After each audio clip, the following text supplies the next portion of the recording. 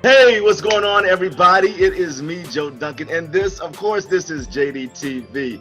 We are sponsored by Callaway Cuisine, specializing in celebrity catering and private chef services. And if you're hungry, check out their food truck all over the city of Atlanta. All right, he's the funky, fly trumpet player who moves, he grooves, and he blows on stage with multi-platinum singer Bruno Mars and his band of merry men known as the Hooligans. Now, Jimmy King is taking center stage with his own sound, his very own music. His new single, High, from his forthcoming album, A Dreamer's Tale, will definitely have music lovers floating on air. It's so good to have the incredible Mr. Jimmy King on JDtv today. How is it going, man? It's going well, man. Thank you. Hey, that was a beautiful intro. Did you like that? I love that. That was a very, very beautiful intro. I must say, if I can say so myself. You may. I will allow that. Well, listen. I tell you, I'm so excited to talk to you. I am a huge fan of Bruno Mars. I'm a huge fan of the Hooligans, and I am a huge Jimmy King fan. Oh, that's great. Thank you, man. So this is going to be really cool. So we're going to talk about this cool sounding single you have out now. I had it playing as I was getting ready to sit down and talk with you. But before we get into that, I want to talk about you, right? Yes. You come from a musical family. So kind of. A little bit. Well, mom and brother, they got some talent, right? Yes. So music is in the blood. Music is in the blood, yeah. Tell me about that. So it's so funny. My family has always had a very great appreciation for music and the performance of it and doing it. But as far as pursuing it as a career, that is not a a road that was traveled by my family. They didn't pass that class. Yeah, they didn't know. They didn't want to take that class. They were staying clear from that. And so that was something that was really, really encouraged as we were growing up to stay in music. And as a hard-headed young man myself, I was like, no, I'm going to do this. I'm going to do sports. I'm going to do all other types of stuff that's set outside of music. And it really wasn't until, when I my sophomore year in high school, when my music teacher from middle school came to be the director, he was the one that really got me back into playing because I had stopped. So he got me back into playing the trumpet. And then from there, man, it was, I'll never forget. It wasn't necessarily me going to Morehouse to, play in the band and stuff like that. My mom was like, no, you're going to play music your whole life. That's just, it's just in you. That's what you're going to do. That's what you're going to do. But it was the phone call that when I called home and I was like, hey, Ma, it's not necessarily just in me. It's just this is just what I want to do. Well, we're glad you're doing it. Yeah. We're glad. And that's when the whole trajectory changed as far as me pursuing it as a career into doing it as what most of my family does. They have it as one of their main hobbies. Yeah. Well, I as a kid, I studied piano for a couple of years. I quit, but I attempted to pick it back up later in life. But I really regret not having an appreciation for it when I was younger. What is it about the trumpet that made you fall in love with that instrument? Oh man, just the commanding voice it had in music. When I went to the library back when people were going to the library, and they had like this section of just like albums, and I would just check out just albums that I would see a trumpet player on it. And I checked out an album that had Dizzy Gillespie on it, and it was his big band album. And just the mere fact, like the voice that it had over the music, I was like, I want to sound like that. Like that's what I want to do. And then it just took off from there. Yeah. Well, I can remember my brother Gary, my oldest brother Gary, played the trumpet in high school, but I don't remember it sounding that good. It's an unforgiving instrument. So when you picked up the trumpet, were you a natural, or did you have to work and study and really put the time in? There was some natural ability at first, but I didn't really understand the time that it really took to to put into the instrument until I got to, it was when I changed my major to music.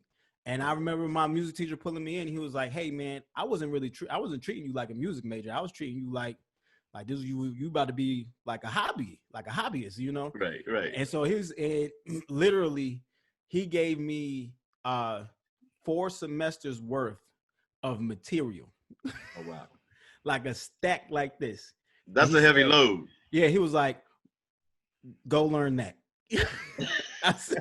I was like, "You." This was going into Christmas break. I was like, "You mean over the?" I was like, I ain't got no more time than just over the break. He was like, "Go." Yeah, he was like, "Go learn that." And from there, that's when the real work. The real work began. It sounds like it. Yeah. It sounds like it. Not a very fun Christmas that year, huh? Oh, nah. Well, one of the many things that amazes me about you is when I see you running around on stage with Bruno Mars and those hooligans. Mm-hmm. The shows that you guys put on are intensely energetic. I mean, you're here, you're there, you're up, you're down. How in the world do you maintain enough breath control to sing, dance, blow a horn? Is there an oxygen tank waiting backstage when you get off? Oh man, sometimes there is. I don't know. Had to use it. Hey, I'll tell you this. While we're doing it, is like you feel like you're in it. Yeah. But in between each song, you should see how we are back there with our backs turned.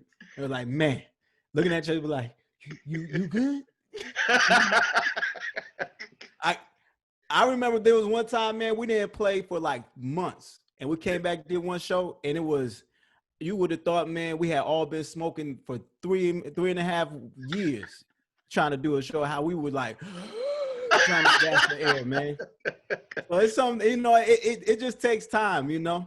Try to stay fit, get your cardio up. Well, that'll do it. So this new single that we talked about at the top of the show, High. Yeah. So tell me, when did you decide to go into the studio and create this incredible piece of work? So it really was, this has been something that I've been trying to do for some years now. And it just, even with all the stuff that's going on in 2020, like the perfect storm actually happened for me to go into the studio this year. And it was, what is it? When did we go in the studio? It was the end of September, because High was actually one of the first songs that I wrote maybe like 2 or 3 years ago. Yeah. So man, like one of the things that so one of the things that part of the Perfect Storm is that I wanted to just better myself on a whole lot. I wanted to become a better singer. I wanted to become a better trumpet player. And so from the top of when the pandemic started, man, I really put in, really the top of this year, I was really putting in a lot of work into that portion because I knew it's like, I want to present my best self on the recording.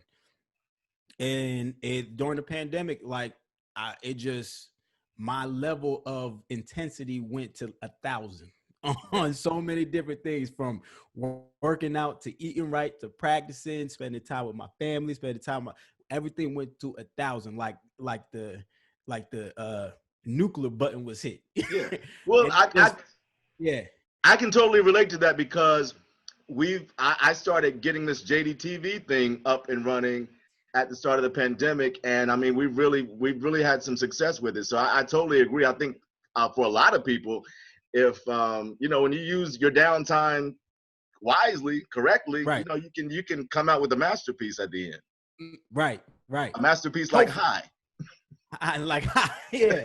So it's like that was a perfect storm that came together to basically go into the studio to create High, man. And I got to give it up to my band. Like, even though they had played it before, just the synergy that was in there and how everybody just came together to create just that one vision. You know what I mean? It's like there was no pushing and pulling and trying to grab somebody along. It was like this synergy that was going on in the studio that I've just I've never felt. You know, I've been in the studio a lot, but I've never felt like just that perfect like push where everybody was pulling on their best selves. You know what I'm saying? Well, that's a good sign. Yes. That's a good sign. That's beautiful. Well, I've been singing the hook for the last 2 hours. So it's catchy. It's catchy. It's the hook for me. Oh yeah. It's catchy, you know. It's catchy. That's how you gotta get them in. You gotta bring them in. You know what I mean? Exactly. Now we're in the palm of your hands. But for the unlucky people who have not had a chance to hear it yet, yes. How would you describe your sound? Oh, I would describe my sound as it's a gumbo. It's a mixture of a lot of different elements that I've been in. I would say I've been on tour with a lot of people, but two of my biggest, greatest influences are obviously Bruno, and then another one would be PJ Morton, who's a big mentor and influence of mine. He's a bad dude. Yeah, he is, man. And so I'm glad, I'm very humbled to say they're family, you know. And so they have been questionable on this creation in the sound that I'm creating. And they're a mixture of a lot of different sounds. So it's like it's this gumbo of different elements in just the music, from to jazz to soul to R&B to funk to hip hop and pop. Like it's a mixture. So I feel like all your taste buds, your palate will be sufficed. Oh yeah. We're satisfied. Well, speaking of it being a gumbo and a mixture of all these music genres, I just have to say I think that takes expertise and talent to fuse all those things into one project or one dish and have it taste good, sound good. I mean, you know. I feel like there's this, you have to really listen to yourself of what God has given you to create and not necessarily force it out. I think you can always tell when something is genuine and then when something is like trying to imitate or like trying to really force something. So I'm giving God gave it to me, and I'm just happy that He gave it to me. Thank you, Lord. You know what I'm saying? Man up there, man. Well, have you played any of it for Bruno? Does he like it? What has he had to say about what you're doing? Oh no, see, so with that, I really want to sit down with him and play it for him and have that one-on-one time. You know what I mean? I don't want to just send it and be like, hey bro, man, you know, check it out. I want to sit down, we're both like, hey, you know, I want to sit down and have a conversation. Like, so what do you think? Like, face to face, man to man. Tell me what you think. You know what I mean? So it would have happened because we had some stuff that was around this time, but it got canceled, obviously, because of the pandemic. Yeah. But hopefully 2021, you know what I'm saying, when things, we'll say they're going to be opening back up to some sort. Right. We will. That would be my time where I play it for him, and we can definitely have that combo. Well, do we hear you playing trumpet on any other tracks? Yes. Yeah. So 6 out of the 7 tracks you hear me playing trumpet. So so all the tracks you're gonna hear me playing, you're gonna be hearing me singing, rapping, and playing the trumpet. All right. And then the last track, Summer Rain, I'm just singing. Okay. You can go ahead and get it. Well, we were talking earlier about how much you move and groove on stage. You've got to tell me, have you ever, had an embarrassing moment? Have you ever taken a stumble in front of an audience? My most embarrassing moment, it was recent. I'm so sorry. No. I'm gonna be real. It was very recent. We opened up the BET Awards, right? And we was hyped. We was super hyped. And we did Perm, the song Perm. So if you see, we coming into this part where we're coming together, like it's like, it's my birthday. No, it's not. Like, you still look good though. Hot on hot. Autograph for you and your friends. And then we jumping right here. Autographs, bump, bump, bump, bump. And I went the wrong way. But I'm going on YouTube. You go on YouTube. But the worst part, it wasn't that I went the wrong way and I was like by myself. I went the wrong way and bumped straight into Bruno like 3 times. I was like, nah, bro, we supposed to be going this way. Nah, you right. That's funny. At the top, man. Oh man, that's my most embarrassing moment right there, man. But I remember that performance, and it was a dynamite performance. Dynamite. Thank you. Dynamite. Thank you. I didn't let that hold me back. No, you did not. No, you did not. Well, listen, I've got my producer / sometimes co-host is waiting in the wings. I'm going to bring him in. He's got a couple of questions he wants to fire off at you too, okay? Okay, yeah, that's bet. Yeah. Yeah, he's going to join the party. Let's see. Hey, Preston! What's up? What's up? What's going on? Listen, we're sitting down with, he's just, one of the baddest trumpet players, you'll ever hear. Mr. Absolutely. Jimmy. Say hello to him, man. How you doing, man? Hey, Jimmy, how you doing, man? Good to see you. Good. Good to see you too. Absolutely. Preston, we were talking about he's picked up the trumpet, when he was a kid. Okay. Did you ever pick up an instrument in school? Actually, I played the clarinet. Yeah. Oh, wow. Yeah, woodwind. Yeah. Were you any good? I got the lips for it.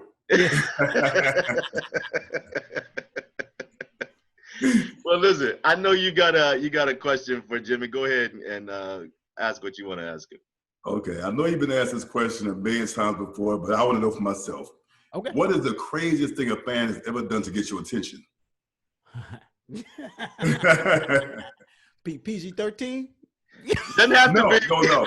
We want the real deal. Hey, we want to know that. I remember. Now I won't say my attention. I got my wife. She gonna watch it. Yeah, we know you're a family man. Our attention. Yes. Yeah. Is we were at. This was in Europe. This has not happened in America. We were in Europe, and it was like one of the last songs, and all of a sudden, we see some red panties get thrown onto the stage, and we look. And she, in my head, I'm like, so did you buy these and throw them? Or did you flip them off? Flip them off and then throw them? Cause in my head, I'm like, so wait, so you ain't got no drawers on right now? But then I looked and she was like, I was like, nah, I can't be out here, with the panties being thrown. But that's one of the crazy. I've always been curious about that. Do the ladies just come and take their panties off while they're there, or do they actually bring an extra pair? I was under the assumption that they brought an extra pair in the purse. Right. Yeah, that's what I thought. But she had on a skirt, and so for me, I was like, well, maybe she didn't come prepared. Maybe this was in the moment for her. You know what I'm saying? So let's hope she bought an extra pair. I don't know about that one. Yeah. But that's one of the craziest moments right there. Well, you spend a lot of time on the road. How difficult is that? Because you are a family man, married, beautiful wife, 2-year-old. Yeah. So we have 2 kids, 2-year-old, and then a 5-year-old. How difficult is touring life? When you have to you're trying to balance home and work. It's super difficult. The one thing that I would say is that I am so blessed to have my wife Ashley to really help me with that balance. It's like this is definitely a team effort, and part of that is the major part is communicating when I'm not necessarily communicating enough and communicating to her. It's like when I need her to communicate enough. And so it's like the balance really comes especially when you're gone, because there's so many things that are happening at home. Right. That kind of, and it's the small things, it's like where my daughter may do something small, like a tumble, and my wife won't necessarily be able to remember all the small things she does, but it's like, I miss those small things. And so I realized on the little things that's still important. Right. So I realized like being gone, like there's so many little things that I miss that add up to big things that by the time I get back. So it's like the balance really becomes not only communicating about that, but also I need to stay humble. Like tour life is not real life. And I think some people could kind of get stuck in the spiral of tour to where it becomes their reality. And it's like, it's an alternate reality and it does exist and it's real, but it doesn't supersede my family. And so, yeah. So it's like you look forward to going on tour, but when you're on tour, you look forward to getting back home. Well, yeah. Well, a balance of that. It's like I would say when I'm on the road, I enjoy being on the road, and then when I'm at home, I enjoy being at home. All right. Final answer.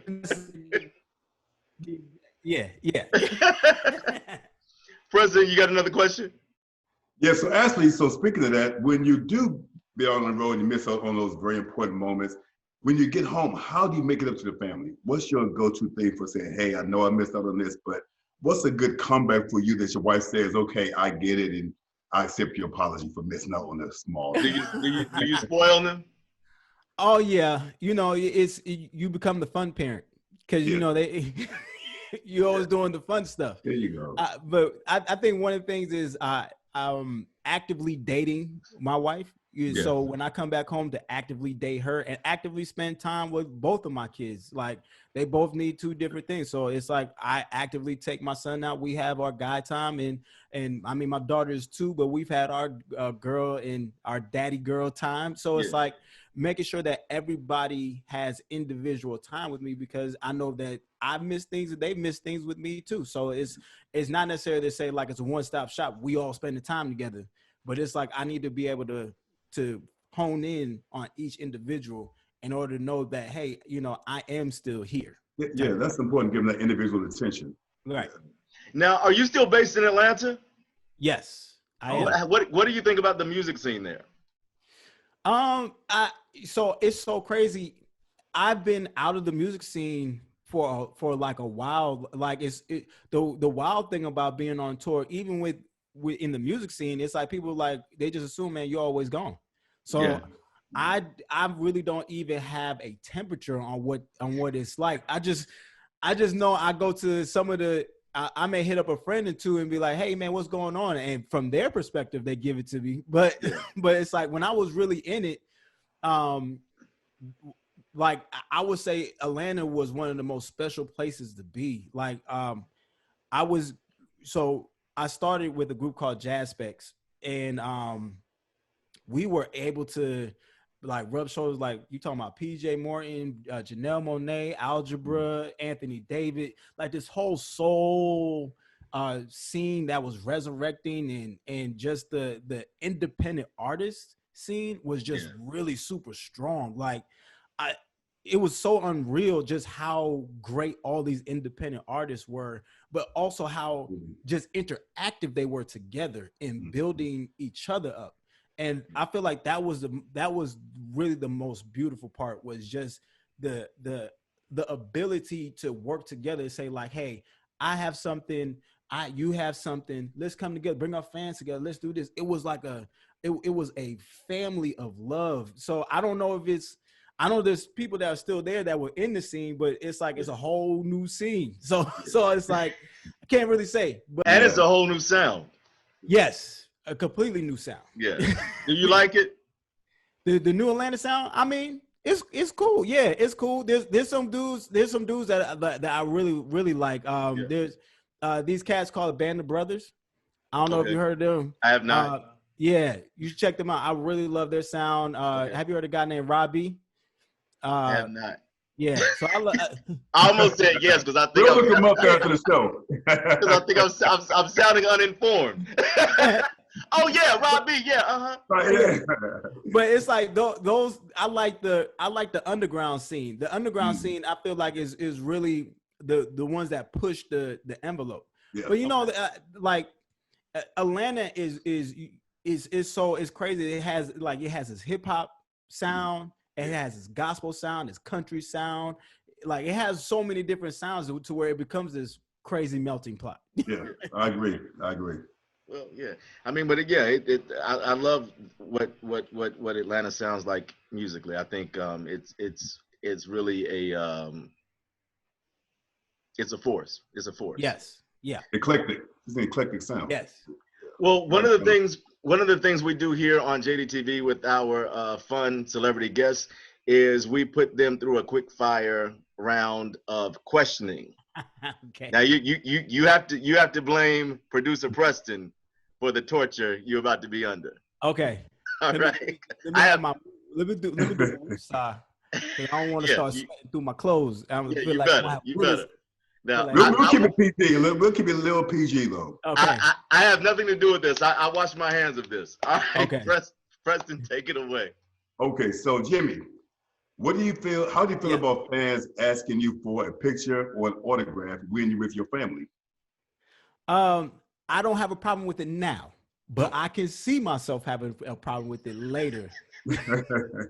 if it becomes too much of a bombardment, I will say that. Right now, when it's like I'm at the point where it's like a couple of people could come up. Okay, got you. But I don't want the whole restaurant. You want the whole restaurant breathing over your food? Yeah, I'm gonna be like, nah, I'm with my people. You know what I'm saying? Yeah. All right. You got it, Joe. No, go ahead. You got it. Okay.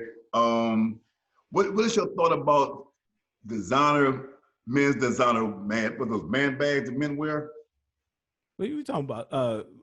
Wait. Those straps going across. I see a lot of that in Atlanta, and it's supposed to be a popular thing with Lil Uzi and all these guys out there. So what's your thoughts on that? You talking about the fanny pack that they do that as the cross? Yeah. Hey man, you like them or you don't like them? As long as it looks good, as far as it could be on a man.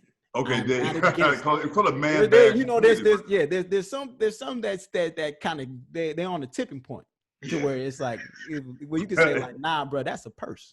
Okay. Yeah, you can't wear a purse. not a purse. Ain't no merces out here, man. Okay. So, got another good one. What do you think about interviewers constantly asking you about Bruno Mars?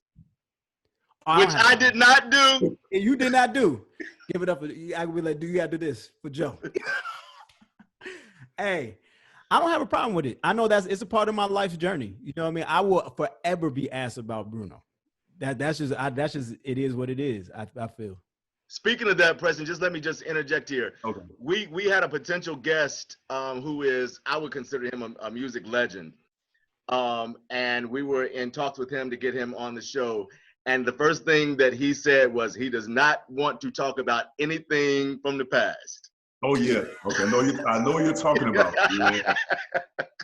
And I'm like, what? He's like, the whole thing that defined him, he doesn't want to talk about. But yeah. See, you can't do that. That's a part of your story. That's your foundation.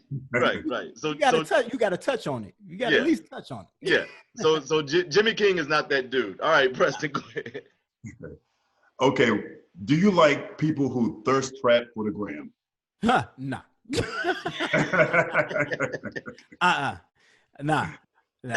There's not a thirst. I mean, obviously, everybody look. I've looked, but I don't sit there and be like.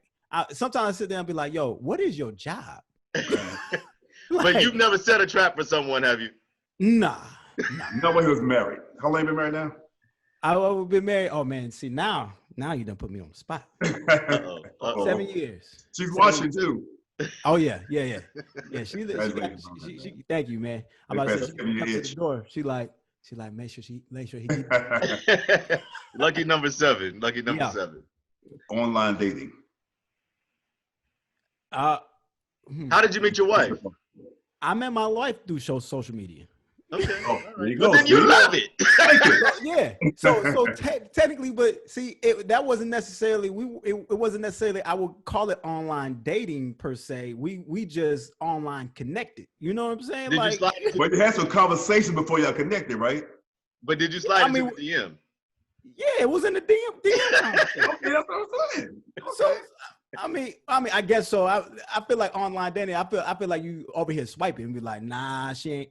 Oh, let me go ahead and. I guess it's the same since thing. you said DMI, one more question I want to ask you. Come on. Who was the first celebrity DM you jumped in? Have I done? I If don't you think I've remember. ever jumped in a celebrity DM. Really? Honestly. Even when you was on that rise up and people start noticing you a little bit, you never said, okay, I got a little swag on. Nah, I've always been the dude. It's so crazy. I've never wanted to do that because I'm always like scared of being shot down. So I'm like, I'm gonna just take my seat back here. Look, they gonna have to come to me. Yeah, they may shoot they shot, and I can shoot them down, but I ain't shooting. I ain't gonna. That ain't the shot I'm about to shoot. Good save, Jimmy. All right. Well, listen, man. Thanks so much for sitting down with JDtv. We hope you had a good time. We certainly had a good time with you. Yeah, this was a great time. Before we say goodbye, I need you to tell all the fans where do they find the new song High and the album. Yes. So you can find the new song High if you go to my bios on Twitter, Instagram. You can go to ITSJIMMYKING. It's Jimmy King. Go straight there. My info's in the bio. Click that. I don't know what streaming platform you use or wherever you use. It is there. The link is there. It will take you straight to High. But on tomorrow, Friday, December 18th, the full album comes out. It's 7 songs that I feel like it will take you on a journey. Listen to all 7 in order.